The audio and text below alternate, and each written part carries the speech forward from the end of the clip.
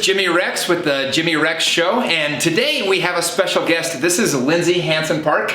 Lindsay and I went to high school together, and a couple of years ago I was listening to a podcast, and all of a sudden Lindsay was the guest speaker on the podcast, and I had no idea, but she has spent the last several years trying to study and understand the polygamists past and community of Utah, and she's become somewhat of the expert on all things polygamy. And so welcome to the podcast, Lindsay.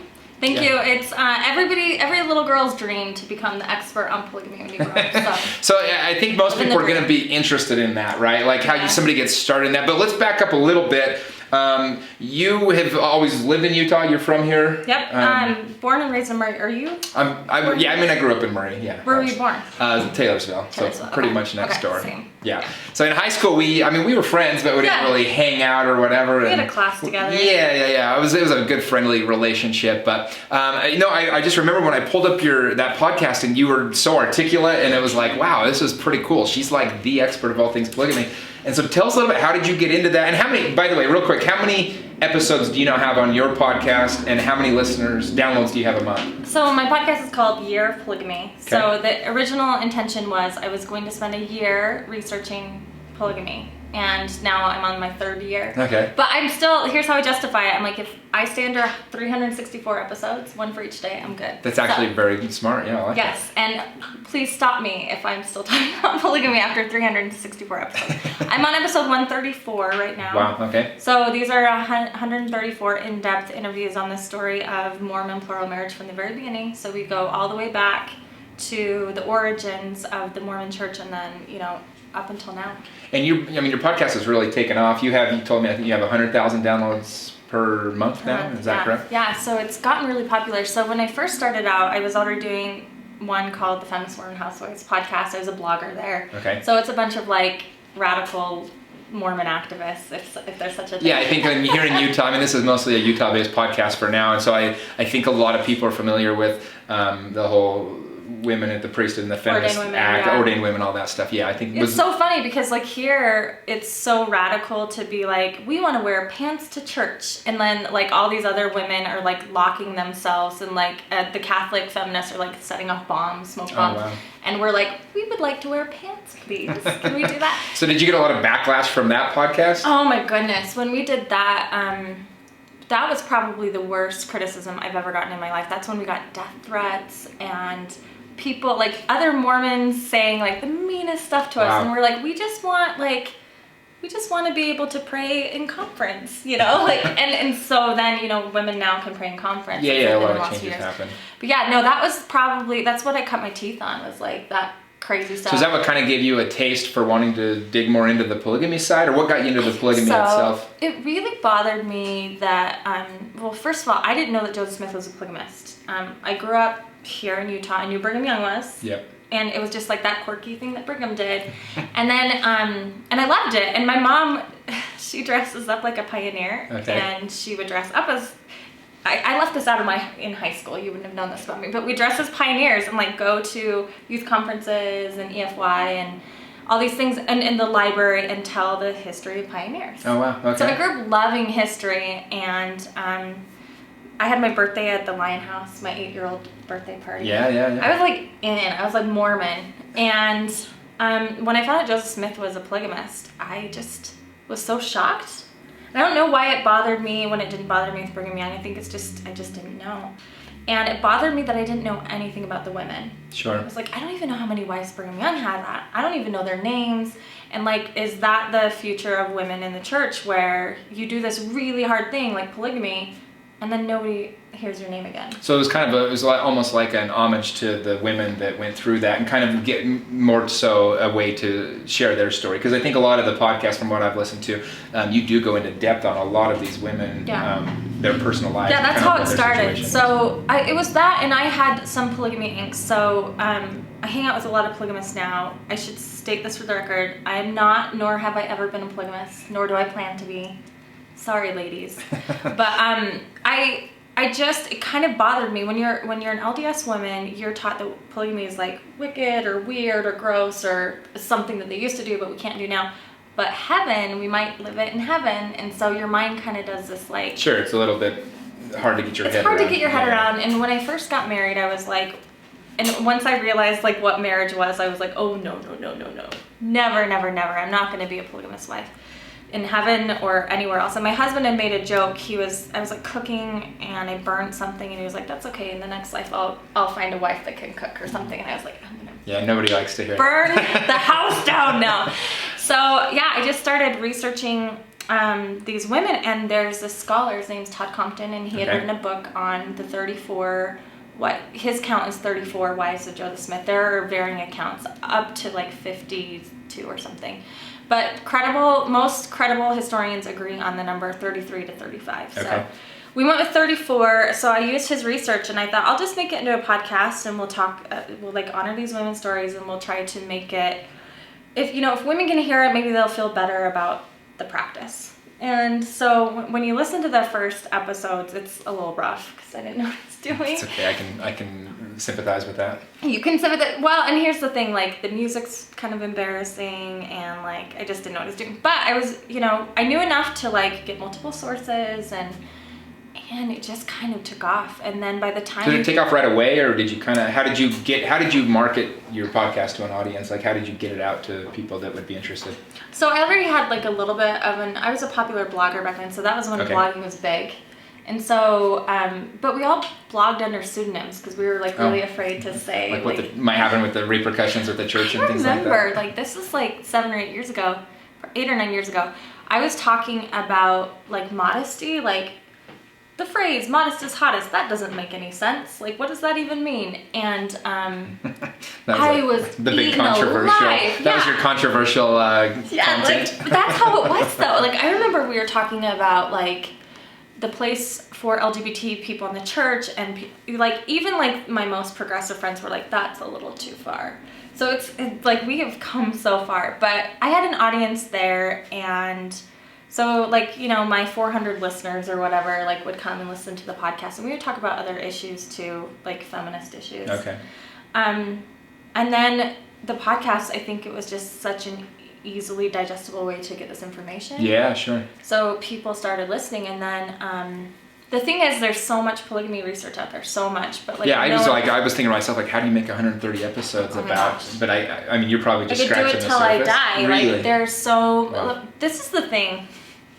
Now I've become like this Howard Hughes, like peeing in bottles, letting my fingernails grow out, crazy person yelling in the wind. Like polygamy is everywhere. I had no idea how prevalent it is. And I would say this too, I mean, your listeners are going to be predominantly Utah. Right? Yeah. Like all of you know polygamists. They are everywhere. So you spend a lot of time with them, right? I mean, you go and spend and kind of tell us a little bit about that experience, because I think a lot of people in Utah, they have a very bad stigma, right? Like the polygamists do, and like people are a little bit afraid. I think even like I remember when I was little, it was like it would be this really weird situation if there was a polygamist in the grocery store. Do you ever hear the stories about like people getting like kidnapped by polygamists? Sure, you hear stuff like that. Yeah. So how was it in truth? So just last week I think you were down in Spring Creek or whatever. Short Creek. Yeah. Okay. So we start. I'm going through the history, and then we get into modern day stuff, and I gotta say, like, it's so much worse talking about alive people than it is dead people, because alive people can call you on the phone. Oh, so you were like on your podcast, you're talking about these people, and they're like calling you up. Let's talk about these different groups. And at the time, I didn't know that out of the original church that Joseph Smith started, there are 400 extant groups of Mormonism. Yeah, I heard that before. And so, like, I knew of like 4 maybe. Sure. So the FLDS was the popular one, but I started investigating these groups, and they started responding and wanting to tell their story and be heard. And I think I have an interview style that like I try to afford everyone dignity in their story. Okay. But I was like really anti-polygamy when I started, and I've softened on that. It's not like I'm advocating for it, but... Well, you've gotten to know some real people, and you've actually... it's like they say, like, people are rude to each other online because you're not sitting with that person and feeling the empathy. You're not seeing their faces, you say rude things, but as you actually go out and meet these people, I'm sure you see them as real people, and you start to feel... an empathy for what they are, what their situation is. And that's the craziest thing is, I had I don't think I spent a lot of time thinking about why I thought they were doing that, just that they were insane. Like, you must be crazy. But their story, the reason why they believe what they believe is actually documented. There's a real historical precedent for it. So it's not crazy. And when I learned that story, and there's a story of John Taylor having a revelation that was kind of hidden. They call it the hidden revelation, which they've now verified in his hand. This whole thing, and I'm like, wait a minute. They're not crazy. They actually have paperwork. Sure. Like receipts on their stuff. And so that was the first step towards empathy. And it was challenging for me because I was like, wait a minute, that disrupts my narrative of people don't do things because they're crazy or they want to be bad guys. They do it because they think it's the right thing to do. Yeah, sure. So then what I found was nobody was telling these stories in a way that wasn't the same old story, which is like Warren Jeffs is the bad villain and like all these women need help and need to be escape from that. Or whatever, yeah. And that was the only story being told. And so I was telling a different story, and I think that so many people responded to it. There was about 2 years ago, I was really overwhelmed.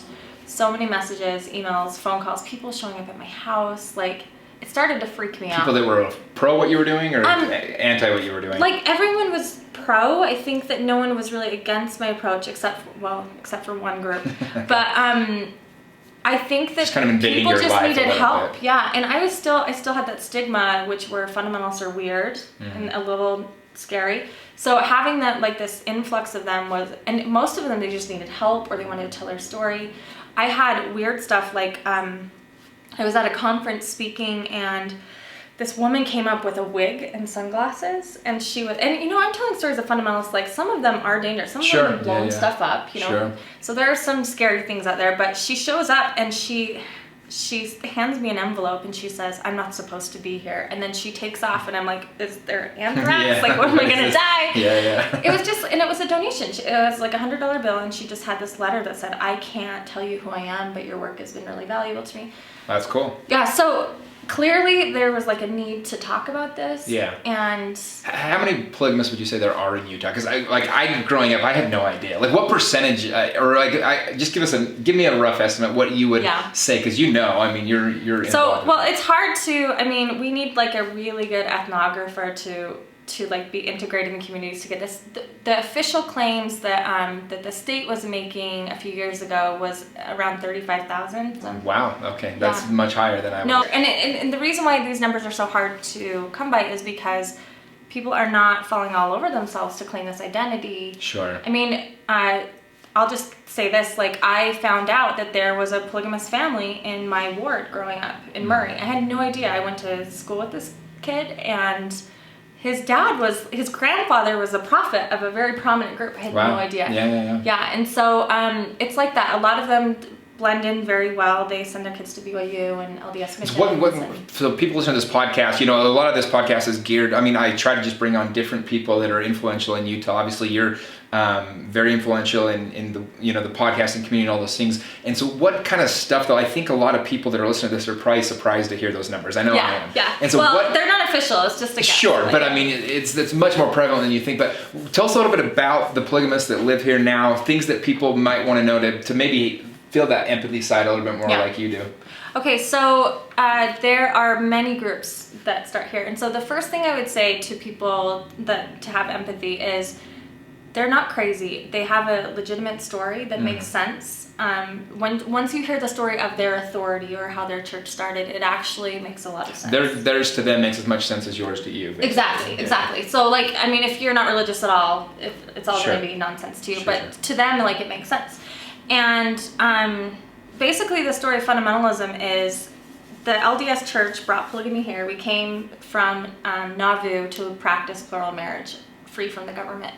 And by the 1870s, the federal government was going to take everything away. Women got the vote because of polygamy. The government gave Utah women the vote very first because they thought if we give women the vote, they will vote against polygamy. Oh. And they did not. So the government took the vote away and gave it to women in Wyoming.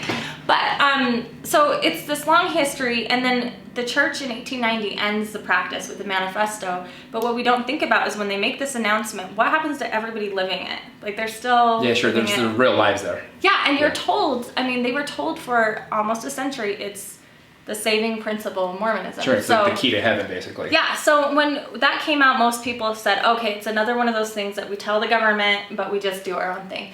So the church actually had to put out 2 other manifestos. So we have LDS church apostles and all these guys like marrying plural wives and marrying other people into plural marriage up into the 1920s. Yeah. And after the 1920s, then the LDS church was like, okay, we're serious about it now. This wasn't just something we had to say. Yeah. This is like, we're done with this. Yeah, and it's like, of course we talk about this history on the podcast, but so people start gathering in southern Utah because that was where a lot of polygamists live or started to live. And so Short Creek is what they call it. It's Hilldale, Utah, and Colorado City, Arizona. Okay. And so for a long time, they were just sort of this, they believed in the LDS church, but they thought that they had the authority to seal, so they weren't their own church. They just lived plural marriage down there and still believed in Mormonism, if that makes sense. And then after, leaders in the community would die, then new groups would form, and that's kind of how it started. But it started in Short Creek, and then Short Creek is most known for the FLDS, which are the people that wear like the prairie dresses. Yeah, and that was the Warren Jeffs. That was Warren Jeffs' group, right? Yeah. And so there's a whole fascinating history there, but they... And this is all in your podcast. If people want more, because I think right now people listening are like, okay, I want to know more. I want to hear more. Like, no, this is great. This is a perfect history of polygamy in Utah. It's so embarrassing. Like when we go out, I'll just like geek out on it. And it's not embarrassing. It's what you are the source of this stuff. So I think it's a good. I want to let you continue this, but if people are listening right now, they can get much more details, obviously, by going to your podcast. Like 134 hours. Yeah. Okay. Yeah. So tell us. So from there, these groups branched down. When did it become kind of like where the church really became anti-polygamy or whatever? So in 1953, there was a government raid on the town of Short Creek. And up until that point, so everyone thinks of, when you think of a polygamist, Mormon polygamist, you think of the Warren Jeffs prairie dresses and the braids. It wasn't always like that. Okay. Warren did that in the last 20 years. That's all new. Okay. Yeah, so before that it was just like small town living, like think Radiator Springs, but people, not cars. Everybody's just happy and weird Disney reference. Sorry, I have kids. And so they were just down there living their life, and the Arizona government came to raid the polygamists. And for the first time in the history of America and in Mormonism, the press come in and take pictures of mothers and their babies being ripped away, and children are crying, and the whole nation is sympathetic. Sympathetic towards the polygamists. Yeah, they're like, let these people just be. Right. But actually, the only newspaper that published a supportive article of the raid was the Deseret News. Oh, okay. Which is so ironic. But they were involved in helping aid the raid because, and there's a whole history of why that happened. But ever since then, we've kind of like pulled away and been like, you guys do whatever you're going to do, you weirdos down there. But part of the empathy, and this is what I'm trying to get people to understand, is men like Warren Jeffs or abusive leaders of other groups get power when their groups are marginalized. So Warren teaches his people that you and I are out to get them, that we'll rape and kill them, that we will steal from them. And so if you are being sexually abused by a family member, you can't go to the police in your community because they're FLDS. And this was very common. A woman would be sexually abused or raped, and she'd go to the police, and he would send her back to her bishop to repent. So if you go to an outsider, you think your whole family's going to go to prison. Sure. So people don't get help. And so one of my goals with the podcast is integration and education. So we're trying to show you actually interact with fundamentals every day in Utah. You don't realize it. I know in my real estate office, I became an owner back in 2008, and when you become an owner, they kind of let you in on everything. Hey, just so you know, so-and-so is a bishop in a polygamous ward. Okay. I had no idea. I was like, he's one of my favorite guys in the office. The guy's great, and I was just like, okay, cool. I probably no wonder he sells so many houses. He knows a lot of people. Yeah, and sells a lot of homes that are if you guys are ever looking for a 9-bedroom, 6-bathroom house, let me know. No, just kidding. 8,000 square feet. Yeah, exactly. Yeah. No, but he was, he's just a great guy. But I had no idea. I'd worked with him for 2 years. That's the thing. And so all of South Salt Lake and to Kearns area, there's a particular group called the Kingstons. Yeah. They call themselves the Latter-day Church of Christ. That's their church name. And then they also have a nonprofit, which is called the Davis County Co-op. Okay. Which is a co-op. They own everything in the state. So pawn shops, ammunition stores, security companies. They own Washakie Renewable Energies, which sponsors the Jazz. Oh, okay. And the movie theaters. Mm-hmm. Yes, they own everything. Like, everything. Well, one thing that I always knew about polygamists is they work really hard. I know there are a couple home builders that come from polygamists or whatever, and they're known as really hard workers. Oh yeah. General, right? Like, so the FLDS, very successful with their business. The FLDS have huge construction companies. It was called Paragon, and now it's a new one. It's a big one in Utah that builds a lot of stuff, and they do those boys work. There's some child labor issues. Sure. But those kids can work, and how do they? So I guess a lot of people I've always wondered this. Like, so how do they? I guess does the law just not interrupt much, or how do they make their situation legal enough to live with it being known that they're, have these polygamous families and stuff like that? That's such a complicated question, because there's this really rough history of hiding from the government from like the very beginning, from Joseph Smith's time. Okay. And so there's this long tradition of tell the public one thing and then do something else. But there's also, I really think that because Utah is still predominantly run by LDS people. Sure. I don't know about you, but like I grew up thinking that they were crazy down there, and so polygamy is weird. Sure. And you would go out of state, and people would say like, "Oh, you're Mormon. How many wives do you have?" And be like, "We don't do that anymore."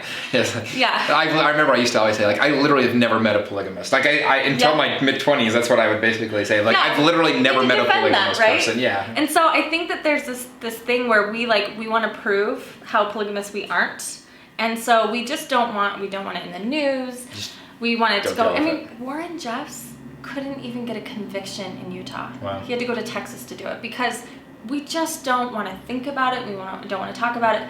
Legislators are either polygamists or involved with polygamists or really judgmental of polygamists. Sure. And so there's this huge like systemic issue where everybody, it's like this big secret that nobody wants to talk about. So I think that's part of it. And also it's really hard to prosecute. Well, they don't by the state marry multiple wives, right? That's more of a spiritual type of, from what I understand from what I've read. So, and that's one of a popular fundamentalist argument, which is like Hugh Hefner can live with all these women and he's a hero, but we take care of our children and family and we're the villains. And there's this huge debate going on out there. But yeah, there's most of them reject a legal marriage anyway. They believe it's a spiritual sealing. Oh, okay, that makes sense. Well, and let me ask you a question. Do you, now that gay marriage has been basically legalized in the entire country and looks like that's going to stand, do you see a day where they're going to legalize polygamous marriage once again? I've had a lot of people ask me that question. That's such an interesting question, and I think that there's one. It's rooted in, and I'm not saying this about you. I'm saying the general political question it's rooted in this fear of polygamy. It's like, well, we don't want that, so if we allow gay marriage, then we'll allow that. I actually don't think that that's true.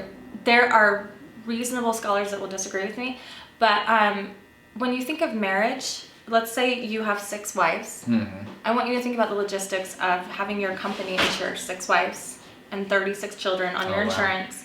And, all of the things that entails an actual they marriage. fought hard enough just to get a partner of the same sex to get those benefits, right? Yeah. Imagine getting benefits with and 20 women, 30 women, I'll be honest with whatever. you, most men do not want to have it legalized. In fact, most polygamists are asking for decriminalization. Oh, really? Okay. Because so they don't want to get arrested for doing it. But they don't want to legalize it because then everybody will do it, right? Then it's fairly. It's that, and there's a numbers problem, and it's expensive to insure so just the legal logistics would be a nightmare. So getting close to these women and seeing, how much of a struggle, or is it a struggle for them to live day to day knowing that they have to share a husband with multiple women? What's the real, are they happy? Are they miserable? What have you seen, and how does that come out? So I think the stories that you first encounter are the women who were rescued or ran away, and those are very real. So those stories are true.